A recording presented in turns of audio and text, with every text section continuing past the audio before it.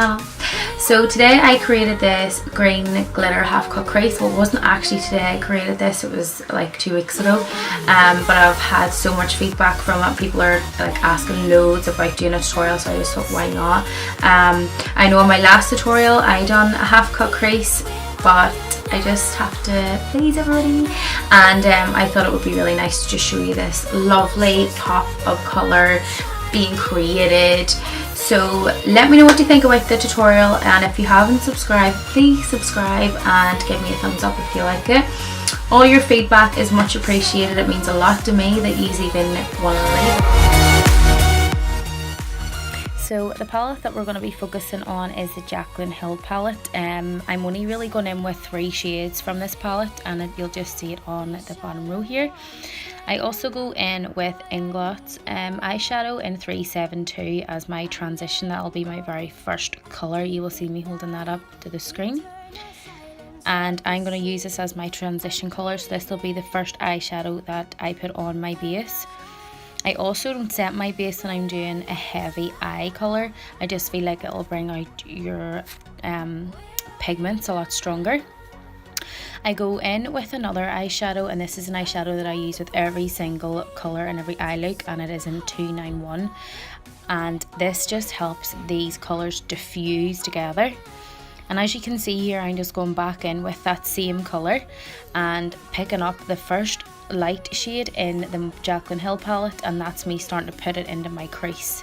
Then I'm going back in with my blending brush number 19 from the Makeup Pro store, Paddy McGargan, and I'm just using this to diffuse the colours together. This is a fantastic brush to do this with. Now I'm going in with that second shade again, and I am just going to start trying to pack this on, and I'm only focusing on the inner and outer crease. This is going to help your cut crease look a lot more effective just by focusing it on there. That's where you want to focus. Now I'm going in with the deeper shade from the Jacylnn palette again, and I'm just going a bit heavier into my crease again in window wiper motions. Going back in with the eyeshadow from Inglot in 291 with my fluffy blending brush, and as you can see, that shadow just blends beautiful together. Now I go in with a fluffier blending brush. This is from Inglot, and I'm going to take that deeper into my crease with the deepest colour that I'm going to use. You can go in with black, but that's if you want it really dark, although the pigments in the Jacylnn palette are very, very strong, so you don't necessarily need them. This brush is just perfect for really working into the crease. It's just a blending brush, but it's slightly smaller for doing like neater work. I know this looks really messy at the minute, but I promise you it is not. If you have like a really good blending brush, it will help you diffuse the colours together, and I'm just really working that in until I'm happy with the kind of colour that I want to go for. And back in with a blending brush, and I'm just literally going back in with that shadow from Inglot in 291, and this just works so well for me the whole way through my eye looks. I don't know what I'm going on about here, but you'll see this eyeshadow just helps blend everything together. It's an eyeshadow that I cannot live without. Now I'm going in with the darkest shade, and I'm just going to do the same again under my eye as I done on the top. And you're probably thinking, why do you do the darkest shade? This is just how I do it. I go in with my darkest, then my medium, and then my light, just so it kind of looks identical to the same eye look. Sorry. And I'm just blending that in. That's a perfectly bullet brush from Inglot. It really gets precisely underneath the eye, and then back in with my blending brushes and back in with my transition colours, just doing the exact same thing. I'm bringing this eye look a bit more together from the bottom and the top. You want to kind of make it look very similar with your colours. Now I'm just going in with black gel liner. So I done that off camera, and I actually think I hurt my eye with the brush and it's a bit watery, so I'm just smudging it in with my bullet brush.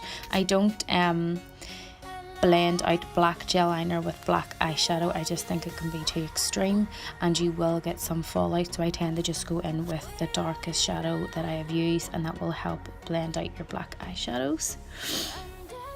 And you will see me doing that. And I'm just going back in again with them nice tealy colours from the palette, blending that black into the lighter shades so it looks really smooth. Now what I'm going to do is I'm going to take a bullet brush and I'm going to apply that darker shade, just really pushing it into my crease. This brush is perfect for getting precisely into your crease, because that's where you want to focus on, is in the inner corner and the outer corner of your eye. And the reason I'm doing a voiceover is just because I done a similar eye look to this in my last tutorial and I didn't want to bore you. So I just thought it's nice just to get this over and done with. And it's actually so simple when you have the right steps. They do look more complicated, but when you kind of get the hang of it, they are really simple and they're really enjoyable as well. So I'm just going back in with my blending brush, so now I'm gonna just starting to cut my crease, and the brush that I'm using is the SOCAIL smudger brush. This is just perfect for the shape of my eye. And don't worry about doing this bit perfect, you just want to carve it out, and then what you do is you just start pulling the concealer down. It just makes it easier once you do that line. It gives you more, you'll be able to know what to work with once you've got that carved out perfectly, and just take your time doing this. If you're rushed, it can go messy and they are quite hard to fix unless you're plastering them in glitter like I am, which don't worry about it too much. I'm just going to go back in with the concealer, just making sure it's nice and carved out neatly. And then what I do is I just start bringing the concealer down, and instead of setting my concealer, I just pat it dry. I just feel then the other products that I'm going to be putting on top of this will stick to it, and it's going to save me more product as well, rather than like putting some powders or setting spray or whatever. Then I go in and I just pull the eyeshadows back into my crease that I just made, and this will just help you blend if you start pulling the eyeshadows back into your concealer.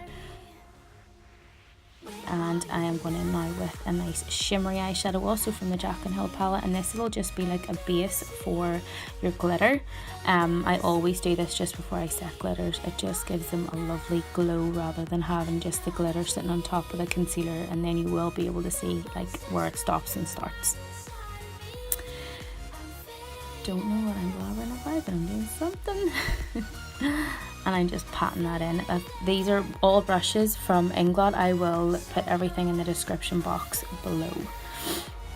And now I'm going to go in with the darkest eyeshadow again on that blending brush, the small blending brush that I used to cut my crease, and I'm just patting this on. I don't really like to go in circular motions on the lid. I like to start patting first and then bringing it up just over the crease.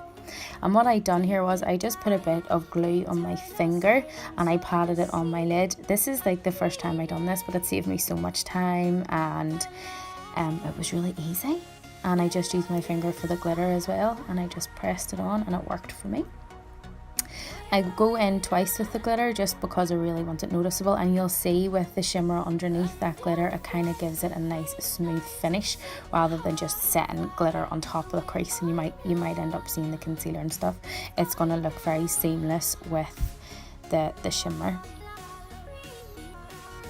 And what I do is I'll just take my wee bullet brush and I'll go back in with the darkest shade on that palette, and I will just make sure that that colour hasn't disappeared. I always do this at the end. I don't know if anyone else does it, and I'll just make sure that's nice and blended.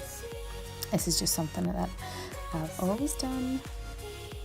And then just come back in with that lovely eyeshadow from Inglot at 291 and just blending that lovely colour together. Now I'm going to go in with liquid liner and just start bringing it across the lid, and this actually goes over the glitter quite well. I know some people don't like to do this and they'll put their liner first, but with this liquid liner I just think it goes on quite smooth, and it really does the job really, really quickly. I'll also put that in the description box as well. And I just go in with the darkest shade and a slightly bit of black just to blend them colours in together rather than having that like plain black line. You want to kind of bring it into the shadows, the eyeshadows, so it's like nice and ombre, smooth. Just bringing that up ever so slightly. Doing this wee technique will definitely change your eye look completely. I always do this, especially when I'm doing liner. I always just add that bit of black and then going in with my mascara. And I just put my mascara on while my lashes are drying. And the lashes that I use are from the Lash Addict on Instagram, and these are in the style Slay. Just because I had a bit of fallout and stuff, and my eye was watering, I just went underneath with a bit of concealer and just cleaned it up. I always pat my concealer under my eye if I have makeup on beforehand, because I don't want to start moving the product underneath and start smudging it around my face. So I just pat that in, and then I'll go in with my beauty blender and I'll just blend that concealer into my foundation so there's no harsh lines. Now I'm going in with the lovely highlighter from the Revaloution palette, and it is called the Sofia palette, I think it's called, and it's in the lightest shade. It is beautiful for inner corner highlight and brow highlight as well. I've actually used that highlight on my cheekbones as well in this tutorial. Just taking that up and then just going in with these eyelashes. So everything that I use will be in the description box below, just so you can have a nosy. And that is the finished look, guys. I really hope you enjoyed this tutorial. If you could give me a thumbs up and subscribe to my channel, it would be great. And I will leave all my social media in the description box below. Until the next time, bye.